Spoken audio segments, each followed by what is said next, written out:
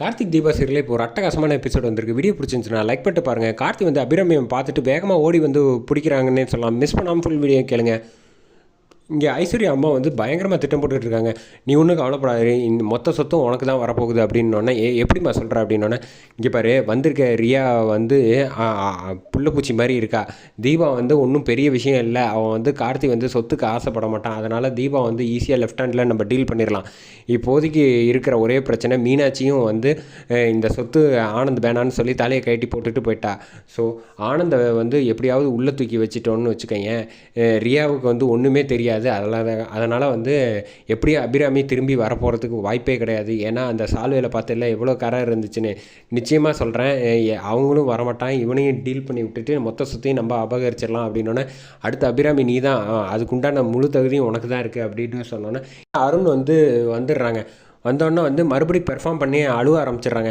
இப்போ எதுக்கு அழுதுகிட்டு இருக்கீங்க ரெண்டு பேரும் வந்து தேவையில்லாமல் அப்படின்னு வந்து கேட்டோன்னா, என்ன மாப்பிள்ள கரையெல்லாம் அவ்வளோ ஒரு ஷாலில் இருந்துச்சா, அதனால தான் மாப்பிள்ள உங்கள் அம்மாவுக்கு ஏதாவது ஆயிடுச்சோ அப்படின்னு. முதல்ல அழுவுறது நிப்பாட்டுங்க. எங்கள் அம்மாவுக்கு ஒன்றுமே ஆகாது. அப்படி ஏதாவது ஒரு விஷயம் நடந்துச்சுன்னா கார்த்தி வந்து ஃபோன் பண்ணி சொல்லியிருப்பான். அதுக்குள்ளே பார்க்கவே இல்லை, அதுக்குள்ளே ஓவராக பெர்ஃபார்ம் பண்ணுறீங்க, கொஞ்சம் பெர்ஃபார்மன்ஸை கம்மி பண்ணுங்க அப்படின்னு சொல்லி அர்த்தம் போட்டுட்டு அங்கேருந்து போயிடுவாங்க. ஏம்மா கொஞ்சம் ஓவராக தான் போகிறோம் போலமா அப்படின்னு சொல்கிறப்ப, விடுதி எதுவாக இருந்தாலும் நல்ல செய்தி வரும் அப்படின்னு வெயிட் பண்ணிகிட்டு இருக்காங்க. இந்த பக்கம் வந்து தீபா வந்து சாமிக்கிட்ட வந்து வேண்டிக்கிட்டு இருக்காங்க. ஆண்டவா, அபிராமி அம்மா கூடி சீக்கிரம் நல்லபடியாக திரும்பி வந்துடணும்.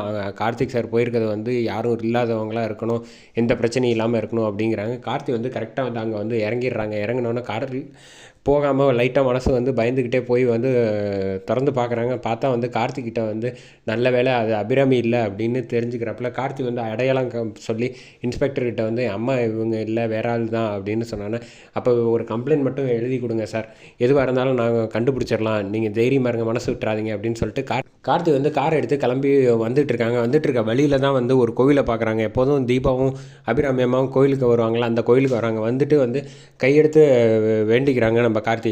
ஆண்டவா, எங்கள் அம்மாவை வந்து எப்படியாவது என் கண்ணில் வந்து காமிச்சிரு, நீ தான் வந்து எனக்கு பக்கபலமாக இருக்கணும், அவங்க வந்தால் தான் மொத்த சொத்துலேருந்து எல்லா பிரச்சனையும் சரியாகும், அண்ணனை வந்து நிரூபித்து காட்டி அம்மா முன்னாடி நான் வந்து வாக்கு கொடுத்துருக்கேன், அதெல்லாம் அவங்க பார்க்கணும், அவசரப்பட்டு எந்த முடிவும் எடுத்துடக்கூடாது ஆண்டவா அப்படின்னு வேண்டிகிட்டு இருக்கப்ப காரை எடுத்துகிட்டு மறுபடியும் சாமி வேணுனதுக்கப்புறம் கோயிலேருந்து கிளம்பி வந்துட்டுருக்கப்ப பார்த்தா டக்குன்னு காரை நிப்பாட்டி பார்க்குறாங்க. அபிராமி நடந்து போயிட்டு இருக்க மாதிரியே தெரியுது.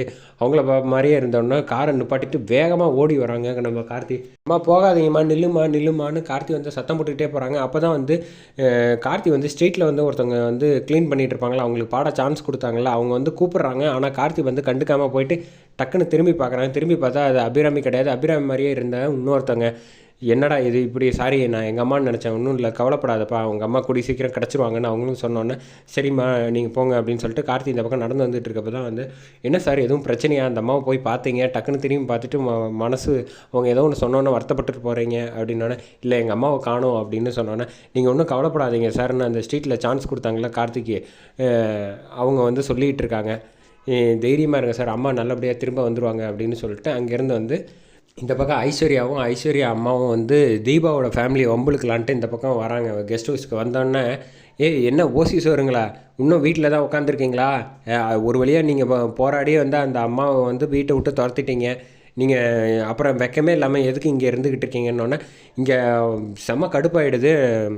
தீபாவோட அண்ணி வந்து வெளுத்தெடுக்கலான்ட்டு வெளில வராங்க. நீ எதுக்கு வெளில வர, ஒரு நிமிஷம் இரு அப்படின்னோடனே, விடுங்க அத்தை, சும்மா இவங்களெல்லாம் வந்து பதில் பேசலைன்னு வச்சுக்கோங்களேன், சரியாக வராது அப்படின்னோடனே, ஒரு நிமிஷம் இருங்க, நீ எதுவாக இருந்தாலும் நான் பார்த்துக்கிறேன்ட்டு தீபா வராங்க. வந்துட்டு, யார் நீ, ஏன் ஓசி சோறு தான் திங்கிற, நீ எல்லாம் வந்து எங்களை பற்றி பேசுகிறியா, ஏன் புருஷன் வீட்டில் ஏன் அம்மா அப்பா இருக்காங்க, உங்களை மாதிரி வந்து நீ தான் ஓசி சோறு திங்கிற அப்படின்னு ராஜேஸ்வரியை வந்து தீபா வெளுத்தெடுக்கிற, பார்த்தியா புள்ளப்பூச்சி மாதிரி இருந்துக்கிட்டு என்ன பேச்சு பேசுகிறா அப்படின்னோடனே, ஆமாம் நீ எல்லாம் வந்து எங்களை கேள்வி கேட்குற லெவலுக்கு உனக்கு ரைட்ஸ் இருக்கா என்ன, இனிமேல் இந்த பக்கம் வந்துடாத, வந்தேன்னா நான் கை காலை உடச்சி விட்றேன் அப்படின்னு வந்து தீபாவோட அண்ணியும் சேர்ந்து சத்தம் போட ஆரம்பித்தோடனே, ஆஹா இவளும் சேர்ந்துட்டா, இனிமேல் இங்கே இருந்தால் சரியாக வராதுன்னு சொல்லிட்டு அங்கேருந்து போயிடுறாங்க. அதுக்கப்புறமேட்டுக்கு இந்த நடந்த விஷயத்தை எல்லாத்தையும் வந்து உள்ளே வந்ததுக்கப்புறமேட்டுக்கு சொல்லிகிட்டு இருக்காங்க நம்ம மீனாட்சிக்கிட்ட, நல்ல 4 சாத்தியிருக்க வேண்டியதானே, அவங்க வந்து அந்த பேச்சு பேசுகிறாங்களா, ஒன்றையும் சேர்த்து பேசுகிறாங்க அப்படின்னோடனே, நீ ஒன்றும் கவலைப்படாதீங்க, எதுவாக இருந்தாலும் பார்த்துக்கலாம்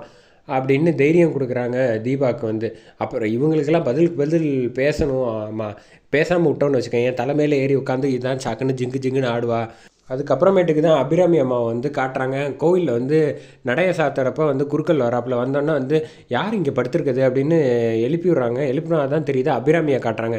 அபிராமி வந்து இங்கே வந்து எதுக்குமா இங்கே படுத்திருக்கீங்க, நட சாத்தியாச்சு இன்னும் கிளம்பலையா, மனசு வருத்தத்தில் இருக்கீங்க, உங்கள் பார்த்தாலே தெரியுது, நீங்கள் தான் பெரிய குடும்பத்து ஆள் மாதிரி இருக்கீங்களே அப்படின்னு குருக்கள் சொன்னோன்னே, இல்லை மனசு வருத்தமாக இருக்கேன், அதனால தான் வந்து எங்கே போகிறதுன்னு தெரியாமல் இருக்கேன் அப்படின்னு சொல்கிறாங்க.